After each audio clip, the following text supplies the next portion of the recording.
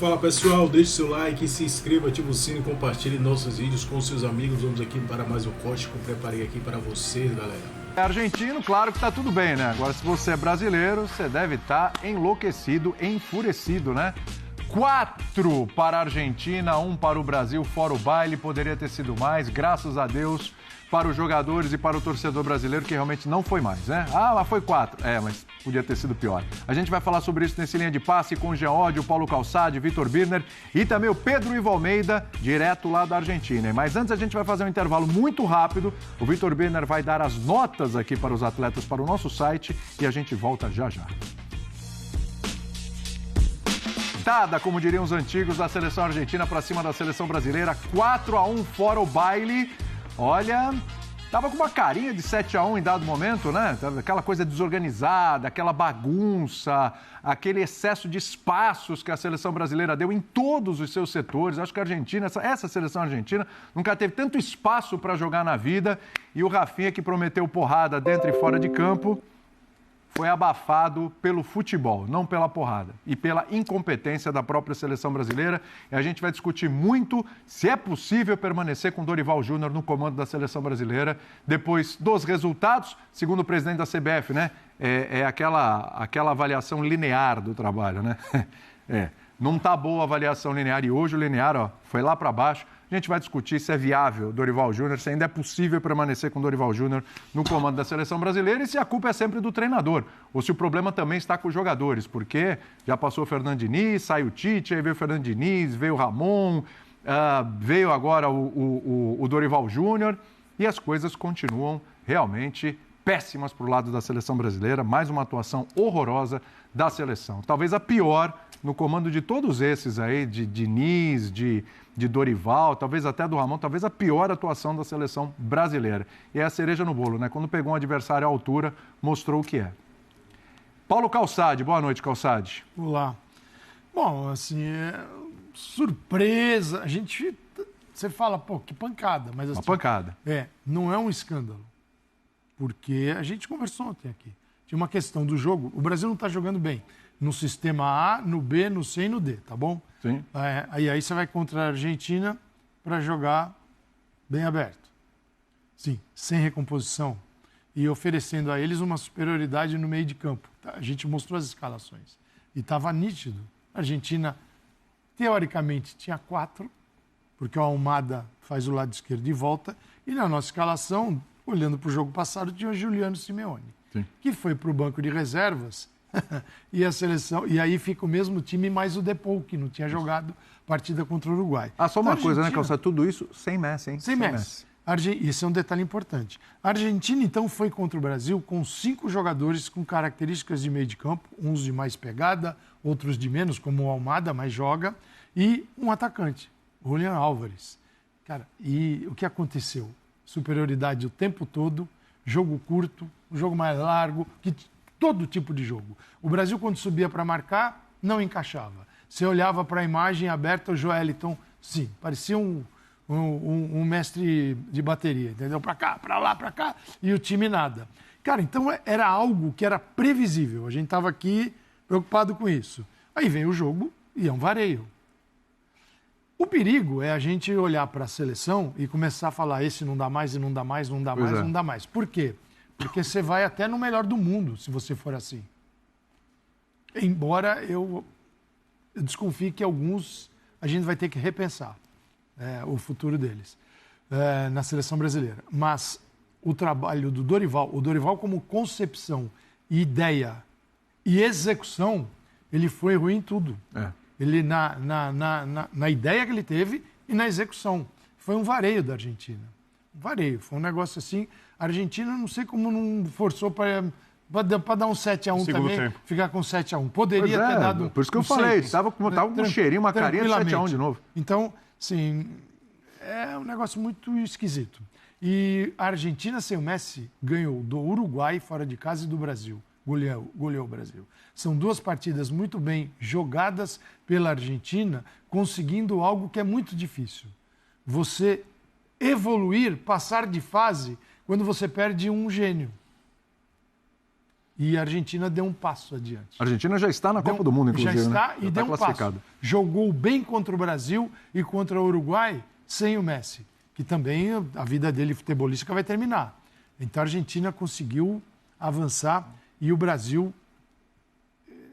Acho que se o Edinaldo não conseguir explicar a situação do Dorival antes do jogo, imagina agora. O Edinaldo é mais responsável que o Dorival, tá? Aliás, o presidente que foi reeleito ontem, parabéns aos clubes brasileiros. Com unanimidade. Todos os clubes votaram, as federações também. Isso significa que está tudo certo com o Brasil. Feliz com a seleção. O calendário é ótimo, não temos problemas de arbitragem e a seleção está tinindo. Pelo menos é isso que eu deduzo da eleição na CBF. Pois é. Você citou o Messi, né? A Argentina jogando bem, passando bem pelos adversários. Sem o Messi, enquanto isso, a gente falava na redação, a seleção brasileira vive a virtualidade de Neymar, né? Exatamente. Como o treinador disse isso. O treinador disse isso. Que preparou preparado o jogo em volta do Neymar, um cara que realmente não joga em alto nível, por questão de lesão e tal, há quase 2 anos. A gente pode falar isso, né? Pode aumentar esses anos aí. Mas... Não, é verdade. Pode até aumentar um pouquinho, é verdade. Se a gente fizer um cálculo preciso aqui, a gente vai aumentar um pouquinho mais. Mas jogou no Santos e tá... Calma, gente, Campeonato Paulista, né? Calma. A gente está falando de um Neymar que estava sendo preparado para pegar a Colômbia e a Argentina.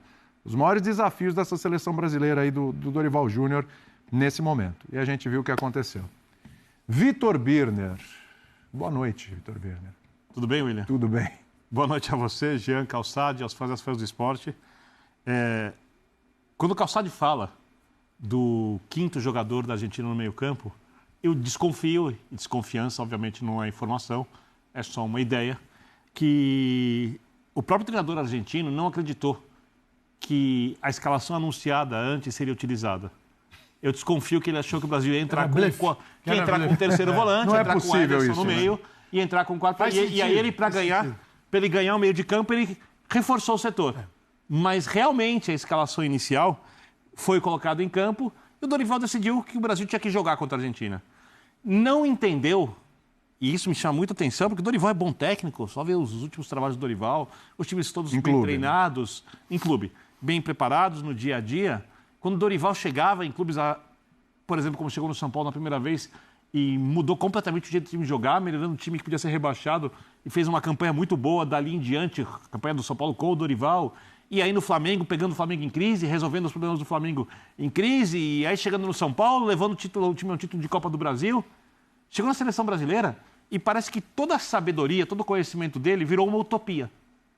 Tudo que ele entendeu que de pragmatismo necessário, como gerenciar um elenco do Flamengo, armar um esquema de jogo para facilitar, mesmo que não seja o ideal, para os jogadores que tinham que jogar, para o elenco funcionar, no Brasil tudo foi esquecido.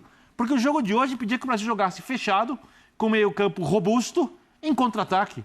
Ele decidiu jogar. Ele decidiu jogar contra o time que joga mais.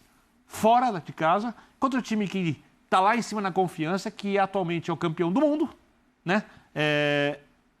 E isso fez com que o fator clássico, que podia pesar em algum momento no jogo, desaparecesse. O único jogo que eu vi da Argentina mais fácil, eu vi Argentina e Peru, foi bem fácil para a Argentina, dentro de casa, que fora a Argentina tem um pouco mais de sofrimento em alguns jogos, foi contra a Bolívia. Foi o único jogo mais fácil que esse para a Argentina. Até o Brasil enfiou 5 na Bolívia. Foi o jogo contra a Bolívia. A Argentina fez 6-0. E não é pelo placar, porque foi realmente mais fácil. Sim. O Brasil, a não ser durante 10, 15 minutos do primeiro tempo, quando o Matheus rouba a bola e aí o Brasil faz uma pressãozinha que funciona, o Brasil não conseguiu jogar contra a Argentina. Um gol que nem fazia justiça pelo que o Brasil estava apresentando. E vamos destacar, o Brasil tem jogadores melhores que os argentinos em várias posições. Sim. Mas não tem um time, não tem um coletivo. Não tem um time, e aí, como disse Calçade, parabéns a todo o futebol brasileiro, clubes, federações estaduais e CBF que aprovaram a gestão que faz a seleção brasileira estar numa situação dessa. O Dorival tem responsabilidade? Sim. Acabou a era Dorival para mim. Eu acho que o Dorival não continua na seleção e acho, inclusive, que isso faz, mas isso é um assunto para outro dia, que o Zubeldia fica ameaçado no São Paulo se o Dorival quiser. Mas, e o Caixinha no Santos. Mas, de qualquer forma, o Dorival que tem responsabilidade por hoje, se a gente for olhar o macro, ele talvez seja mais vítima do que responsável, apesar dos enormes erros de escalação hoje. Então, aí eu quero saber se o Pedro Ivo Almeida concorda com isso. Tá direto lá de Buenos Aires para conversar com a gente, para trazer todo esse clima, como é que foi lá no estádio, repercussão e tudo, mas também para dar o pitaco dele nessa história. Segundo o Vitor Birner aqui, acabou a era Dorival. Eu acho, né? Tenho certeza. Para ele aqui não dá mais, não vai rolar. Pedro Ivo Almeida, seja bem-vindo aqui ao Linha de Passe. Tudo bem, William? Um abraço para você, um abraço a todos os companheiros aí da bancada. Eu acho que a questão de acabar a era Dorival ou não acabar a era Dorival, talvez não seja hoje, talvez não seja semana que vem, pode ser hoje, pode ser semana que vem, pode ser 2 semanas antes da próxima data FIFA. A questão é que você completa 1 ano de trabalho do Dorival, a primeira janela FIFA dele foi em março do ano passado, e você não consegue dizer qual cara esse time tem. E aí você entra num jogo emblemático como o duelo contra a Argentina. Você não consegue ver uma mínima postura. Não tem cara, mas tem postura. É aguerrido. Tudo dá muito errado. E você briga contra o óbvio, você se abre, você tem uma formação. A gente comentava durante a programação. Mas são 2 meias? Será que não vai baixar mais alguém? Não é possível que seja só 2 meias para o jogo contra a Argentina. E você olha o meio-campo, o Scaloni não fez muito. Tá vindo com esses 2. Tá todo mundo falando que só tem 2 por ali. Coloca 5 no meio de campo e ganha meio de campo. Me chama a atenção como a Argentina precisou de pouco. A Argentina vence, goleada, quem quiser chamar. A Argentina faz seu show aqui e me parece que ela precisou de pouco. Ela acelerou pouco, 2 chegadas, 2-0. O Brasil fez um gol. Ela acelera mais um pouquinho, 13. Ela acelera só mais um pouquinho no segundo tempo, 4. A facilidade, a passividade vai além de um time que não tem cara. Então, o comportamento, ele pede algo que seja feito. Quem vai fazer é o Dorival, é o Edinaldo. São jogadores que me parece que há pouca capacidade da comissão técnica e há pouca capacidade desse grupo, caso não haja uma mobilização. É um fim de feira. É difícil acreditar que algo diferente disso possa ser falado. Acho que muito vai ser comentado no Brasil sobre troca de treinador. Vamos esperar como é que vai ser a zona mista, a entrevista do Dorival. Se o presidente da CBF, Edinaldo Rodrigues, vai falar alguma coisa. Agora, me chama a atenção a passividade, um time sem mobilização, o aquecimento, a Argentina a 100 por hora, o hino, o jogo, a forma como começa ali o jogo e pouco se fala. Depois do 4º gol, os jogadores mal se falavam, uma coisa de todo mundo muito resignado. Parece que todo mundo aceita que é isso aí mesmo. A fase é essa, a pancada é essa, tomara que acabe, pouco a se apresentar. Então, como eu vou discordar do Birner, de falar, não é o fim de uma era Dorival, é uma evolução de trabalho, é um acidente de percurso, o time vier. Não tem nada a se tirar. Eu entendo quem não queira mais a continuidade do trabalho. Estabelece-se muito pouco em campo, fala-se muito pouco do que tem que ser feito. É sempre esse discurso de evolução, 4-1 na lata. A gente já falava aqui no Linha de Passe depois do jogo contra a Colômbia. Aquele dia a atuação não foi boa, mas a bola desviou e entrou. O que vai ser do jogo contra a Argentina? Ficar falando em evolução, e aí deu quase que a lógica, né? A gente passou a semana inteira, esses últimos dias, falando que a Argentina era amplamente favorita e não precisou se esforçar muito. Isso me chocou bastante aqui. A Argentina não fez a sua melhor atuação, a Argentina não acelerou, a Argentina não teve um ritmo alucinante, a Argentina controlou o meio e escolheu quando ia atacar.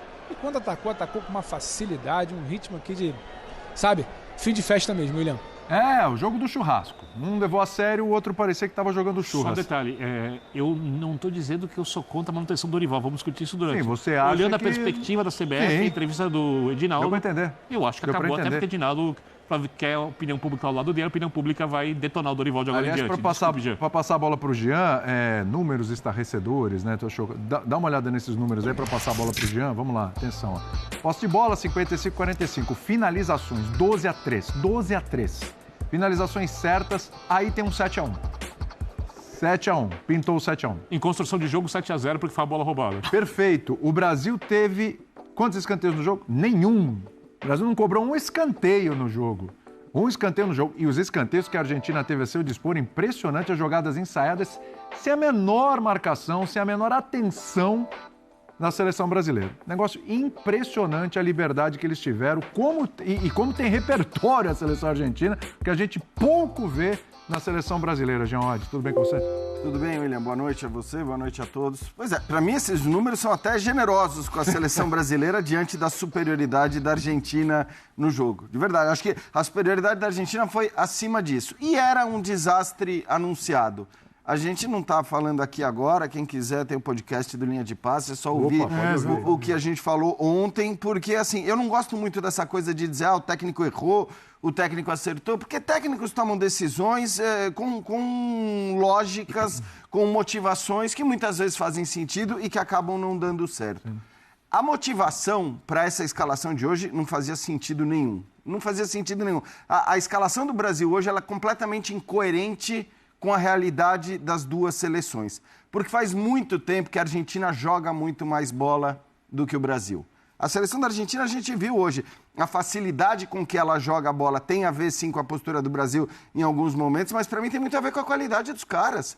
E ontem a gente destacou isso também, ao olhar o meio-campo da Argentina, que inclusive na nossa escalação de ontem ainda tinha o Simeone e não tinha o Depou, né? Então tinha um a mais no meio-campo e a gente dizia, cara, todos esses caras sabem jogar muita bola, eles marcam, eles têm presença de meio-campo. Então, assim, a escalação do Brasil é completamente incoerente com a realidade dos dois times e esse é o principal ponto. Mas para mim tem um segundo ponto também que é, assim, a gente passou os últimos 2 dias discutindo, como eu falei ontem, o decálogo do macho, essa coisa da virilidade acima de tudo no futebol e esse clichêzão besta, né, mas enraizado no Brasil, de que o argentino só dá porrada, de que o argentino só sabe bater. Aí a gente fica se referindo àquela cotovelada no Rafinha como se isso fosse a prática de todos os jogos entre Brasil e Argentina nos últimos 5, 6, 7 anos. Não é assim. Sim. Basta olhar os jogos, basta ver como a Argentina tem jogado futebol. Então, assim,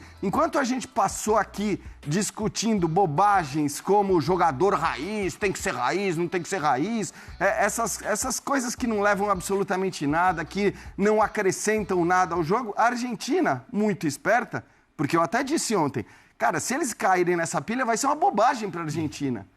Isso é uma bobagem, porque, afinal de contas, eles sabem jogar futebol hoje. A gente tem bons jogadores, mas não sabe jogar futebol como time. Se eles entrarem nessa pilha, eles vão se dar mal. Quer dizer, eles que vão perder qualidade do jogo deles, não o Brasil. Sim. Eles não entraram na pilha. Eles jogaram bola o tempo todo. O bobão do Dibu Martínez, como sempre, tentou lá no intervalo. Tirou a mão no Rafinha, eles foram ali no Rafinha dar uma cutucada. A gente sabia que isso de alguma forma ia acontecer. Sim, mas ele foi lá no intervalo e tal. O espetáculo pessoal dele. Ele é um cara que precisa dar o seu show particular, que precisa fazer, que vive dessas coisas. Sim. Ele fez a maior defesa da história das Copas para mim, mas ele vive muito desses shows particulares que ele dá e ele foi lá tentar dar mais um showzinho. Agora, tirando a atitude do Dibu no intervalo, você só vê a Argentina querendo jogar bola, que é o que ela faz muito melhor que o Brasil hoje. E por isso o jogo foi 4-1, digo mais, ficou barato. Ficou 4-1 mesmo. Ficou barato. Ficou. Eu estava muito curioso para ouvir o Dorival Júnior, ele vai falar nesse momento. Vamos lá.